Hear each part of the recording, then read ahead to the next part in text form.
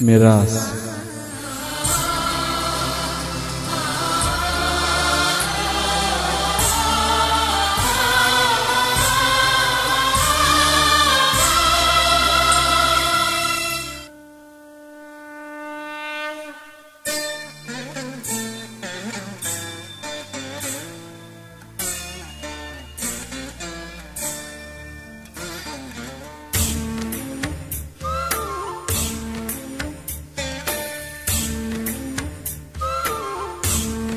د ملک د لوی کلا مخې ته څو موټرونه ودرېدل.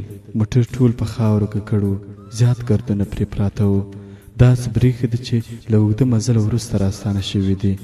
له موټرونو څخه سپاره کسان راکوز شول، په مخونه یې خړې خاورې پرتې وې، څېرې یې غمجنې ښکارېدې. سپرو کسانو له وروستي موټر څخه د یو وژل شوي ځوان تابوت راښکته کړ. تابوت یې د موټر په خوا کې په کټ کېښود. یو کس د تابوت تخته پورته کړه. وژل شوی ځوان په شونډو کې مسکی معلومېده. له څېرې څخه غنمرنګه و. د ځوان په مخ باندې څو ځایه وینه پرته وه. شونډې یې تورې شوې وې، مخ یې څو ځایه زخمونه درلودل. د ځوان په څېره کې د وهلو نښې نښانې له ورایه ښکارېدې. د ځوان ږیره او برېت اوس راغلی و. داسې برېښه ده چې د ځوانۍ یې لا اوس دویم یا دریم پسرلی تېر شوی دی. څو شېبې تېرې شوې. د ملک او د هغه د زامنو لخوا کټ کلا ته ننویستل شو. کټ د لوی کلا د چوترې په څنګ کې کېښودل شو. د کټ په لیدو سره د جمال مور او خورګانې لکه د بېروحو دیوالونو په څېر ولاړې پاتې شوې، خو د تابوت تختې په لرې کېدو په تابوت راولوېدې. د جمال په لیدو سره په کلا کې ژړا او چیغې شوې. د مور او خویندو ژړاو او چیغو زور واخیست. زورورې ژړا او چیغو یې د کلا دیوالونه لړزول. مور یې چیغې کړې، آخ، دا د ګلاب ګل چا مړ کړ؟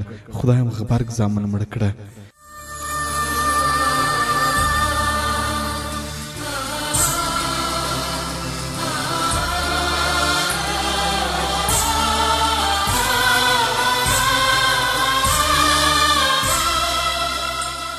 څو شېبې تېرې شوې.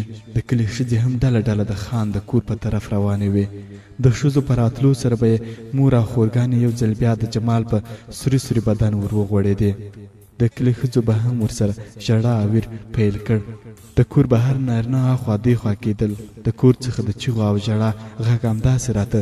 ملک صاحب څو تنه کلیوال د قبر تیارولو لپاره هدیرې ته لېږلي وو. جمال د ملک وراره و. له پلاره همدا یو پاتې و. پلار یې څو کاله د مخه وفات شوی و. خپلې زړې مور په ډېرې خوارۍ رالوی کړی و. جمال سره د ملک زامنو جنګونه کول او د ملک نفرت د جمال مور ډېره ځوروله.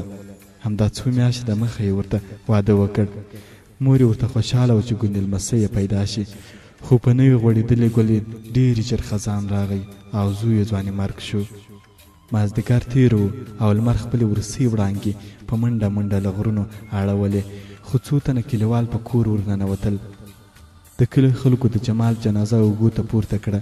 تر دروازې پورې خویندې د کټ پښو پورې نښتې وې، خو اخیر یې جنازه د هدیرې په طرف روانه کړه.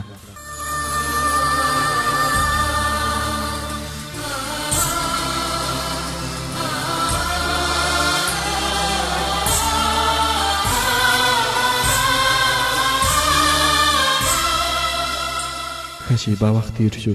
جمال یې اوس خاورو ته سپارلی و.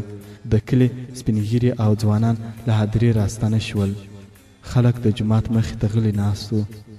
په خپل منځونو کې یې سره رنګارنګ خبرې کولې. یو تن د ملک څخه وپوښتل، ملک صاحب، دا پیښه څنګه رامنځته شوه؟ ملک لږ غلی شو. تر لږ سوچ کولو وروسته یې خوله وخوځېده. څو ورځې د مخې مې ګاونډي ولایت ته لېږلی و. د یو کس سره مې څه پیسې وې، هغه قرضدارې پیسې ورکړې وې، خو جمال دا څو ورځې ورک و. خلک مې پسې ولېږل، خو نن یې په لاره کې مړی پروت و. غلو پیسې هم ترې وړې وې او وراره یې هم راته شهید کړی و. څو ورځې تېرې شوې. د ملک د وراره فاتحه پای ته رسېدلې وه. په کور کې لا غم کم شوی نه و. د ملک د حجرې مخې ته یو موټر ودرېده. 2 کسان ترې ښکته شول. دواړه د پاخه عمر کسان وو. له رنګه تورو خو اډور کسان وو. د ملک سره په حجرې کې تر ډېره ناست و. ښه شېبه یې خبرې سره وکړې. اخر ملک له جیبه توره غوټه راوویسته. د مېلمنو په طرف یې ګوزاره کړه او ویې ویل، بس دی؟ پوره 2 لکه دي.